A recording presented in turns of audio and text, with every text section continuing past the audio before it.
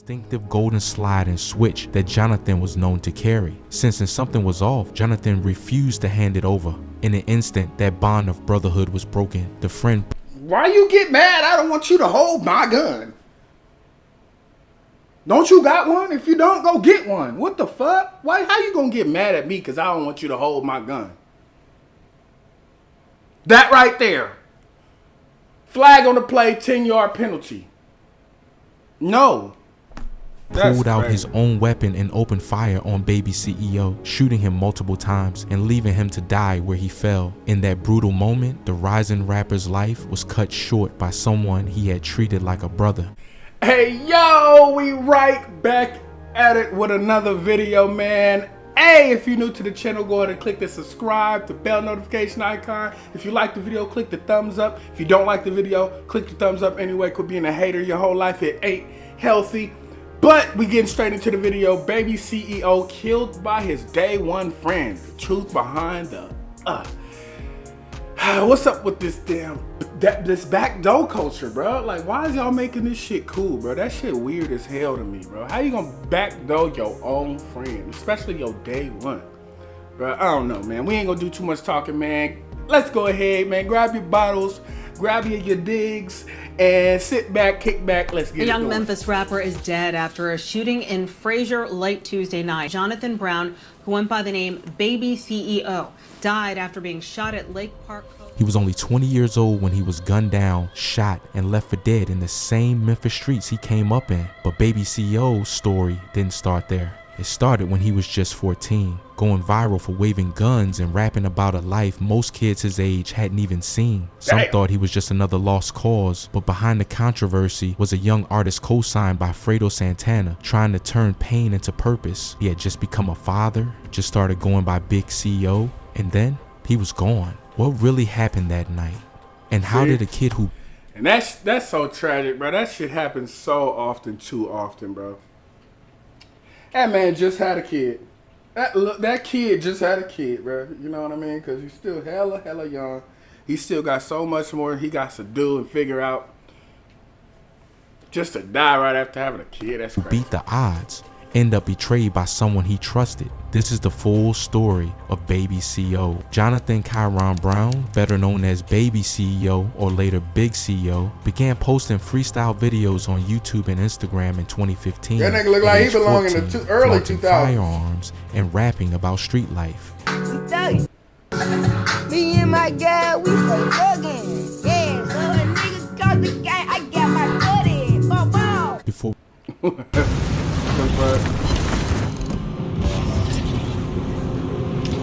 damn, ads coming quick. Get started on this video, make sure you go check out my website. That's in the description, where I post viral videos daily. And plus, make sure you like the video and share it with someone to spread the violence awareness.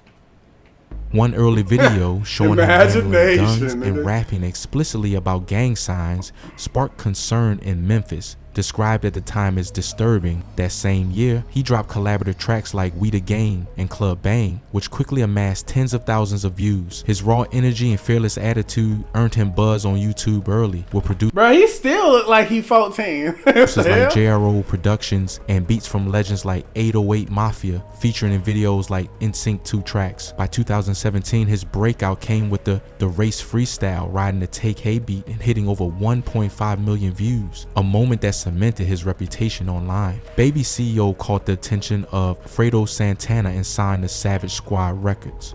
He and Fredo were close, with Baby CEO even dedicating shoutouts to his mentor in later songs.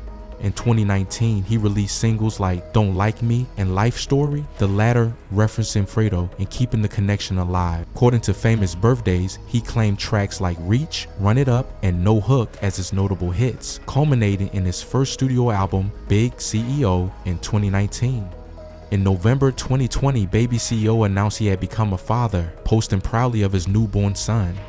Streams and views climbed after he dropped the single Can't Wait, which hit over 1 million views on YouTube and 110K plus streams on Spotify. Despite hustling to stay grounded, videos of him displaying firearms with friends and crew continued, a street image he maintained even as he approached manhood. Memphis drill culture often blurs the line between rap and gang life. Reddit commenters note that Baby CEO was a known artist and gang member to local police, growing up around his older brother Bud, one account states. Reddit threads from Memphis 10 suggest he belonged to the CBG/Longview set, with fallout involving someone he considered a brother. Legally, his main run-in came in 2015 when he was arrested for a probation violation and detained in juvenile custody. After that, he stayed out of major legal trouble until his death. By early 2021, Damn, Baby... that's crazy, bro. How you stay out of trouble all the way up to you die though? Like what? Wait, hold on.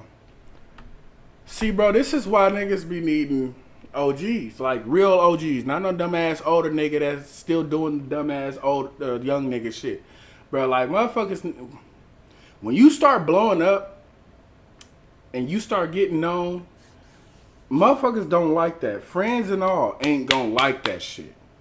Them hating ass niggas in your circle and shit, bro, they ain't gonna like the fact that you getting all this money and niggas is all still living in the same hood. Nigga got all this money and he's still in the hood, still trapping, still trying to go catch bodies and shit. And it's like, bro, move. Drop a bag to your little niggas and shit, especially when you start seeing the signs. Drop a bag off to your little niggas and shit and cut them clean, bro.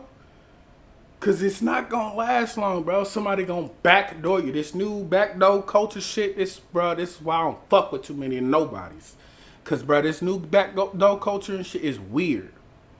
Especially like, bro, that's crazy. That's crazy. CEO stood at the crossroads of rising stardom and deep street loyalty, between viral song drops, brand new fatherhood, and simmering neighborhood conflicts. He represented the dangerous blend of rap dreams and neighborhood loyalties. On the cold night of January 19, 2021, flashing police lights illuminated a quiet corner of Fraser, a neighborhood in North Memphis. Shortly before 10 p.m., gunfire shattered the calm. Witnesses later described hearing a rapid burst of shots, numerous explosions echoing through the dark.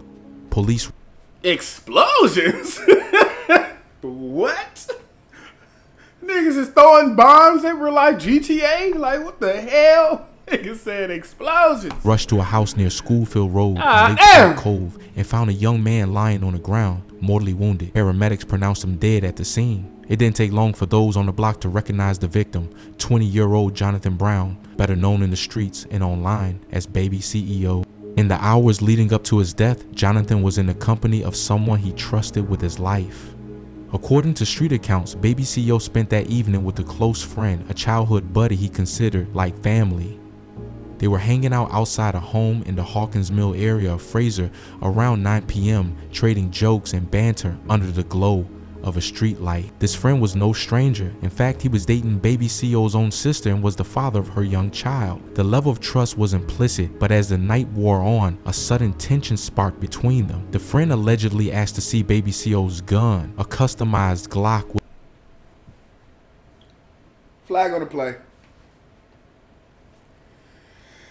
That's weird, bro. That shit's weird. Like, okay, don't get me wrong. Like, I got like a select two or three niggas that I'm that comfortable to an extent that I'll put my gun in their hand. But it's like still, like when you start getting a certain status or you start feeling a certain energy or you gotta pay attention. Cause a nigga will show you his fangs before he snake you. Straight up. I done seen plenty of niggas' fangs before they got their chance to snake me, and I cut the head off the snake before then. So I couldn't get snaked. But it's like, bro, damn, man, it's like, damn, your day one nigga, what he said that his sister's baby daddy too now? Like, God, what? He had too much trust in this nigga, bro. With a distinctive golden slide and switch that Jonathan was known to carry. Sensing something was off, Jonathan refused to hand it over. In an instant, that bond of brotherhood was broken. The friend... Why you get mad? I don't want you to hold my gun. Don't you got one? If you don't, go get one. What the fuck? How you gonna get mad at me because I don't want you to hold my gun? That right there. Flag on the play, 10-yard penalty. No. pulled out his own weapon and opened fire on Baby CEO, shooting him multiple times and leaving him to die where he fell. In that brutal moment, the rising rapper's life was cut short by someone he had treated like a brother. The scene that Memphis police encountered was grim. Shell casings littered the pavement, and the young artist lay unresponsive. Officers secured the area with crime tape, their breath visible in the cold air as neighbors emerged from their homes to see what had happened. The address would soon hit local news reports, a man killed in an overnight shooting in Frazier, but the full story of what led to this killing was just beginning to unfold. The investigation, in the immediate aftermath, the police were tight-lipped about the incident. They confirmed that a shooting had occurred in Frazier and that the victim was dead, but initially, they did not even release the young man's name. Officially, he was just another John Doe pending notification of kin. Behind the scenes, however, word of Baby CEO's death was already spreading like wildfire on social media and hip-hop forums. By the next day, Memphis police publicly confirmed the victim's identity as 20-year-old Jonathan Brown, Baby CEO. But no details were given about any suspect or motive. The police refused to speculate, stating only that the investigation was ongoing and asking anyone with information to come forward. As journalists pressed for answers, that ain't gonna happen. If you've been in the streets, even a nigga that's been in the street even a little bit, you know damn well that ain't finna happen. Ain't nobody finna come forward and just, unless it was a fucking a white man or a woman or some shit that just so happen to see or hear something nearby or something, like, then maybe they might come forward a little bit from it. But niggas, you ain't getting shit from the hood. You ain't finna, ain't nobody finna come forward and be like, oh yeah, DD killed CC.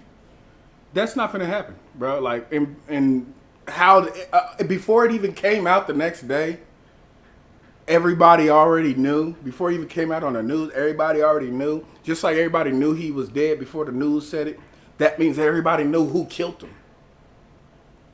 You feel me? So it's like, nigga. The authorities remained cautious. All they would say was that officers had responded to the 3800 block of Lake Park Cove around 10 o'clock p.m. and found a male victim dead from gunshot wounds. No arrest was announced and there was no manhunt for a killer, a curious silence that left many wondering if the shooter was known or even present when police arrived. Indeed, rumors later hinted that the person who shot Baby CEO stayed on the scene and claimed self-defense, leading the case to be treated as a justifiable homicide. In street parlance, the case went Oh man, cold before this it ever shit warmed wicked. up. Officially, the Memphis Police Department never confirmed. Now I don't know. I don't know. We getting the story third party, so who knows, bro? Might have upped it on him. He might have upped it on him. He might have seen him trying to up or got mad or whatnot. We don't know. We don't know. You're right. We don't know. But that's hard. Like, that's a hard ass self-defense and got off on it. Damn, that's those details, but insiders whispered that Jonathan's death had been ruled justifiable, implying the shooter convinced authorities it was self-defense. With no charges filed, the investigation quietly faded from the headlines, leaving a void of unanswered questions. Behind police doors, one can imagine detectives grappling with the unsettling truth that the prime suspect might have been the very friend who reported the shooting. If this friend indeed pleaded self-defense, it would explain the lack of an arrest. Did an argument escalate into a shootout? Did Jonathan pull his gun first, forcing his friend to fire? Those crucial details remain shrouded. Larry, check this out. With On Deck, we could get a small business loan This fast shit and get start wicked. hiring more help right away. Or shit in wicked. secrecy. What is clear is that Jonathan Baby CEO Brown died from bullet wounds, not an overdose or natural causes, despite early confusion on that point. The streets knew it was murder, even if the law was reluctant to call it that. And as the official investigation stalled, the task of making sense of Baby CEO's death fell to the community and internet sleuths, who began piecing together their own narrative of that fateful night. News of Baby CEO's death sent shockwaves through Memphis's rap scene and far beyond. In the early hours of January 20, 2021, social media lit up with RIP messages and disbelief. Friends, fans, and fellow rappers woke to the tragic headlines, many unable to believe that the young artist they'd watched grow up was gone so soon. His older brother broke the news on Twitter, posting a heart-wrenching message. "My little brother Baby C.O. has passed away. Please pray for our family. Why God?" The raw pain in that tweet, the mix of heartbreak and confusion, made it painfully clear that this loss was personal. Baby CEO wasn't just a viral name or a news story. He was a beloved son, brother, and father. In fact, Jonathan had just become a father himself. His baby son was barely 2 months old at the time of his death. His brother publicly vowed, "You just had a baby, little brother. I promise we got your son for life," assuring that the family would take care of baby CEO's newborn child in his absence. Amid the outpouring of grief, there was also confusion. Initially, conflicting information swirled on. And bro, I'm sorry, I ain't gonna keep pausing it, bro. But that's how the cycle just keep going. That's how the cycle keep going. Another fatherless child. Another single mother raising another child in the household by herself. Another angry black kid coming up, wanting to possibly, when he gets older, depends on how he go with his life, he want to get some revenge because he know who killed his dad. And even if he don't get the nigga that killed his dad, he might get the nigga kid. You know what I mean? That cycle just keep going, bro. And it's like never ending. You feel me? Like, online, some early posts and reports speculated that baby CEO might have died from a drug overdose, a tragic echo of his mentor, Fredo Santana's fate. Even one of Jonathan's siblings pushed back at the gunfire rumors at first, tweeting desperately, "He wasn't shot or killed by anyone. Please stop spreading false rumors and pray for our family." It was a frantic attempt to stem the tide of speculation, perhaps born from shock or misinformation in the immediate chaos. But within hours, harsh reality set in. By that evening, Jonathan's family confirmed that he had in fact been shot to death, and their tone turned from denial to fury. His older brother unleashed an expletive-laden Twitter rant aimed squarely at those he felt were exploiting the tragedy. In a tweet bristling with anger, he wrote, "Ain't no op killed my brother. He got killed by his own day one nine that he called his brother. So for you DK sucking a heavy Camp Nas trying to get fame off his name, stop it, clout chasing the honest."